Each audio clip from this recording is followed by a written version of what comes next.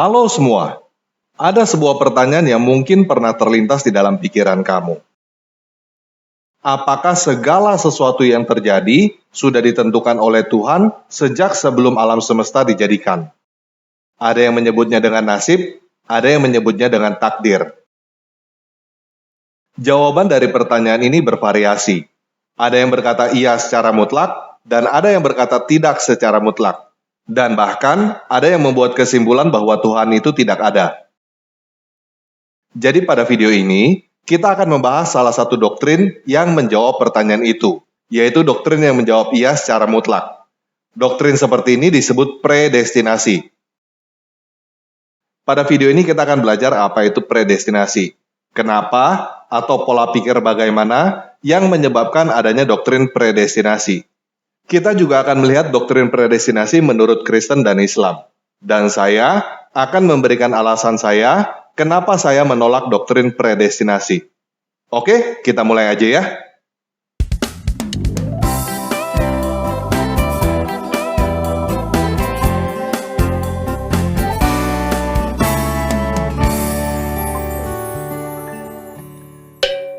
Nah, apa itu predestinasi?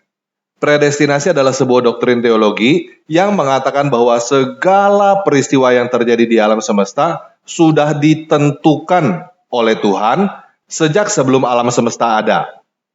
Yang perlu digarisbawahi di sini adalah segala peristiwa ya, termasuk hal-hal besar seperti bencana alam, termasuk hari ini si A akan mencuri, besok si B akan merampok, lusa si C akan memperkosa, nanti si D akan berselingkuh. Sampai hal terkecil, hari ini kamu makan apa, pakai baju apa, dan lain-lain sudah ditentukan oleh Tuhan sejak sebelum adanya alam semesta. Dengan kata lain, seseorang bisa berkata bahwa semua adalah berkat Tuhan dan juga semua adalah salah Tuhan.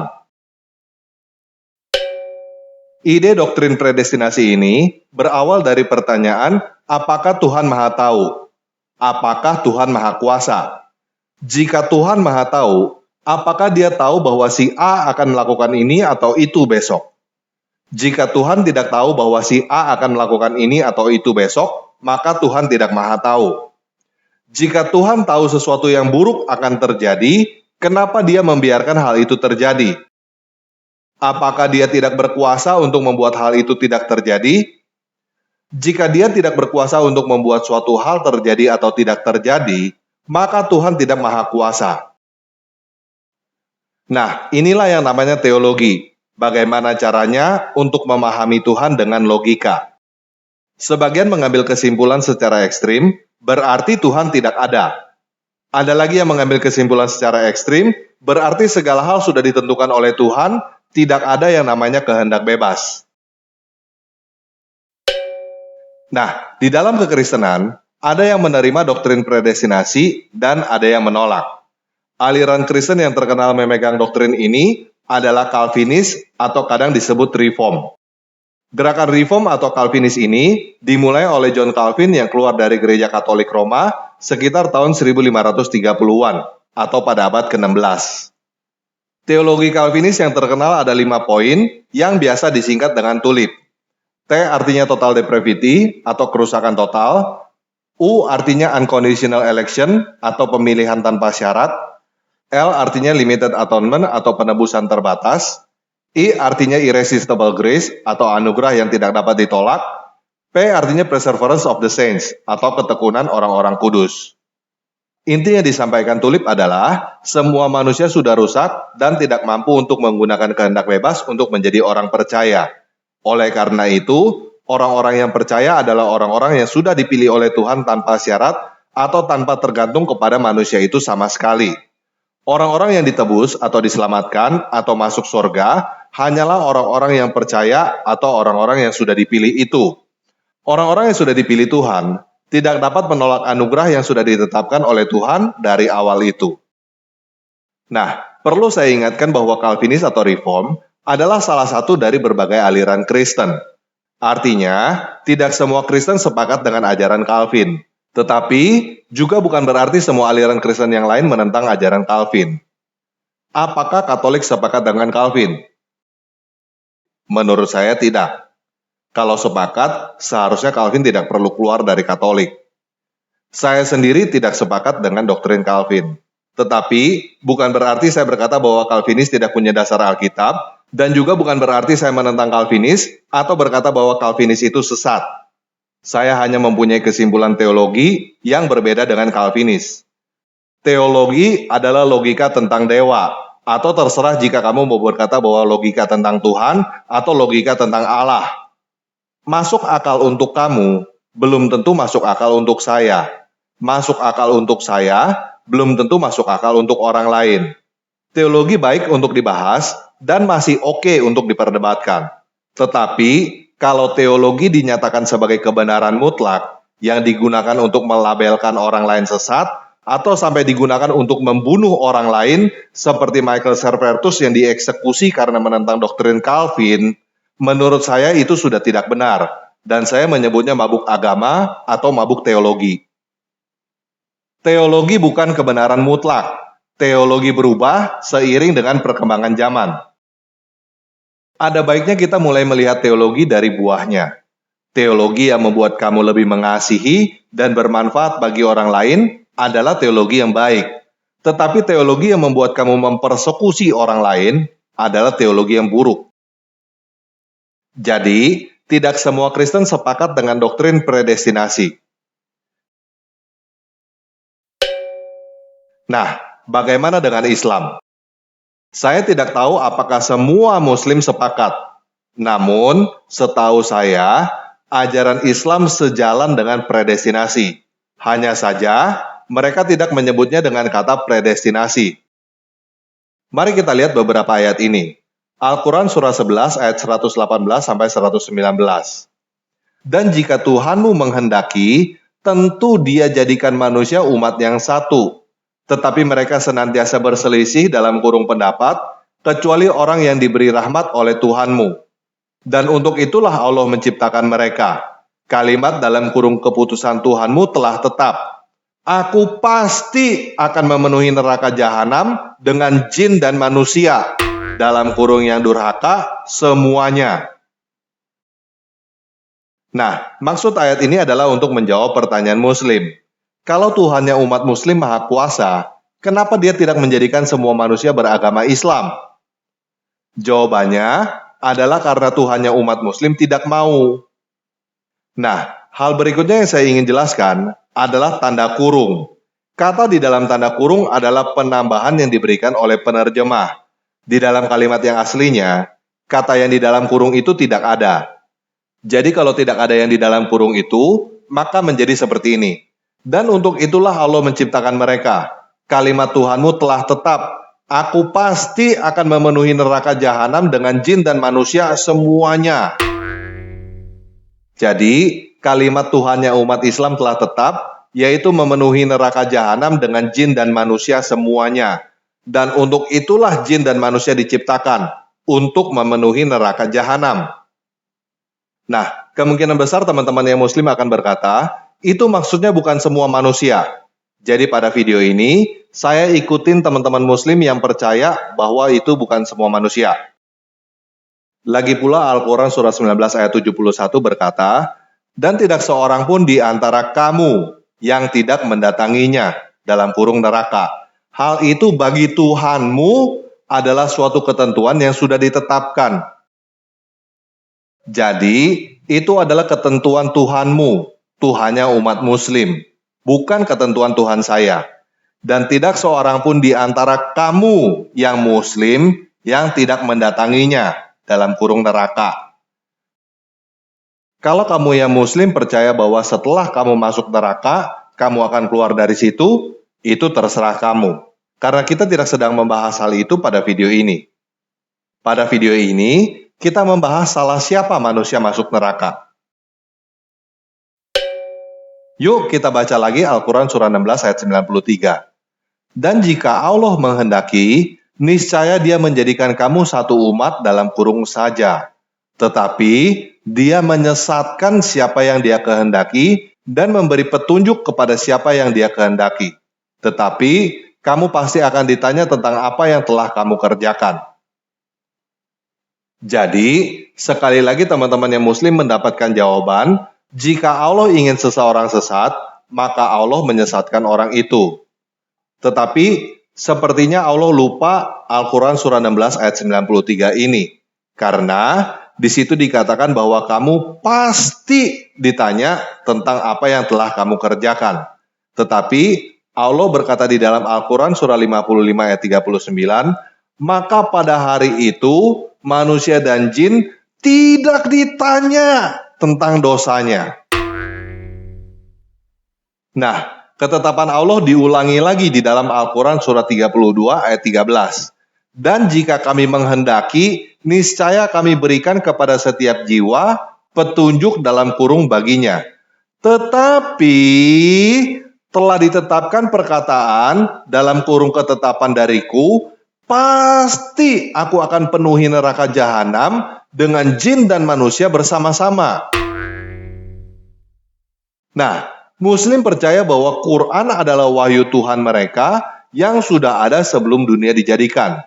Jadi, Tuhannya umat Muslim berkata bahwa sebelum dunia dijadikan, Dia sudah membuat ketetapan untuk memenuhi neraka jahanam dengan jin dan manusia.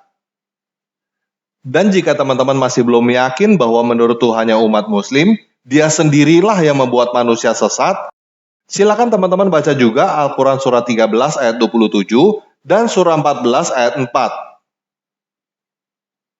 Jadi, menurut Quran, siapakah yang menetapkan manusia masuk neraka? Allah. Siapakah yang membuat manusia sesat? Allah. Jelas ya? Nah, apa buahnya atau dampaknya punya pikiran bahwa Tuhan yang membuat manusia menjadi baik dan membuat manusia menjadi jahat? Kita bisa lihat dampaknya di dalam Al-Quran surah 11 ayat 34. Dan nasihatku tidak akan bermanfaat bagimu, sekalipun aku ingin memberi nasihat kepadamu, kalau Allah hendak menyesatkan kamu. Jadi, menurut Quran, Nuh berkata kalau kamu ketemu dengan orang yang punya pikiran jahat, kamu nggak usah coba nasihati dia. Percuma, Tuhan yang membuat dia menjadi jahat. Dan di dalam Al-Quran surah 35 ayat 8, Tuhan yang umat Muslim menyarankan untuk tidak usah sedih kalau melihat seseorang sesat. Nah, jadi seharusnya cukup jelas, terlepas dari teman-teman yang Muslim percaya siapa yang akan masuk surga dan siapa yang akan masuk neraka, entah orang Islam masuk surga, non-Islam masuk neraka, atau orang baik masuk surga, orang jahat masuk neraka, atau apapun juga itu, Quran berkata bahwa Allah yang membuat seseorang menjadi sesat. Jadi, semua salah Allah. Nah, apakah menurut kamu adil jika Tuhan menghukum manusia di neraka, tetapi yang membuat manusia menjadi sesat atau yang menjadi jahat adalah Tuhan? Kalau teman-teman masih bingung dengan pertanyaan saya mau mengajak teman-teman baca Al-Quran surah 51 ayat 56. Aku tidak menciptakan jin dan manusia, melainkan agar mereka beribadah kepadaku.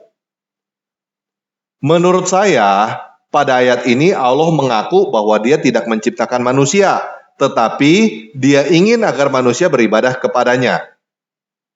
Namun menurut Muslim, ayat ini berarti Allah menciptakan manusia untuk beribadah kepada Allah. Demi pembicaraan kita di video ini, saya mengikuti pendapat teman-teman yang Muslim. Allah menciptakan manusia untuk beribadah kepada Allah. Tetapi, kenyataannya, tidak semua manusia beribadah kepada Allah, kan? Salah siapa manusia tidak beribadah kepada Allah? Salah manusia itu sendiri atau salah Allah? Jawabannya adalah salah Allah. Karena menurut Quran, kalau Allah mau manusia menjadi satu umat, bisa aja, tetapi Allah tidak mau. Allah menyesatkan siapa yang mau Dia sesatkan. Paham ya? Nah, bukankah jika Tuhan ingin menciptakan manusia untuk beribadah kepadanya, namun kenyataan manusia tidak beribadah kepadanya, itu artinya Tuhan yang gagal? Apakah adil jika Tuhan yang gagal menciptakan manusia untuk beribadah kepadanya, tetapi manusia yang disalahkan. Apalagi dikatakan bahwa yang membuat manusia tidak beribadah kepada Tuhan adalah Tuhan itu sendiri. Tuhan yang gagal karena dia sendiri yang sabotase, tetapi manusia yang disalahkan. Tuhan macam apa itu? Nah, pertanyaan ini berlaku untuk semua teman-teman dari agama manapun ya, terutama yang menganut paham predestinasi. Apakah adil jika Tuhan yang membuat manusia menjadi jahat, tetapi manusia yang dihukum di neraka?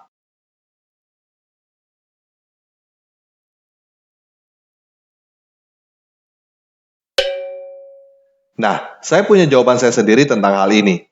Tetapi, saya tidak akan memberikan jawaban saya pada video ini, supaya teman-teman bisa merenungkannya sendiri. Mungkin saya akan menjelaskan bagaimana jawaban saya pada video yang lain. Namun pada video ini, saya hanya akan memberikan beberapa petunjuk. Yang pertama, Tuhan yang menurunkan Quran jelas bukan Tuhan yang menciptakan saya. Tuhan saya tidak mempunyai kehendak, apalagi membuat ketentuan untuk memenuhi neraka dengan manusia. Yang kedua, Tuhan saya memberikan saya kehendak bebas dengan segala konsekuensinya. Yang ketiga, Tuhan saya hidup dan bertanggung jawab. Yang keempat, hidup ini bukan hanya hitam putih, ada abu-abu dan ada berbagai macam warna. Itulah yang membuat hidup ini indah. Nah, saya mau tutup video ini dengan 2 ayat dari Alkitab terjemahan IMB. Kejadian 50 ayat 20. Meskipun kamu telah merencanakan kejahatan terhadap aku, tetapi Elohim telah merencanakannya untuk mendatangkan kebaikan. Semua ini terjadi dengan maksud memelihara kehidupan suatu bangsa yang besar. Yeremia 29 ayat 11. Sebab aku mengetahui rancangan-rancangan yang aku rancangkan atas kamu, firman Yahweh, rancangan damai sejahtera dan bukan rancangan kecelakaan, untuk memberikan kepadamu masa depan dan pengharapan. Oke, sekian video kali ini. Yesus Kristus pencipta saya mengasihi kamu.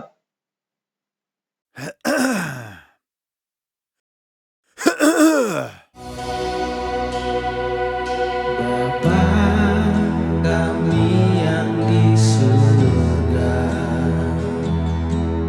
dikuduskanlah nama-Mu, datanglah kerajaan-Mu, jadilah kehendak-Mu di bumi seperti di surga. Beri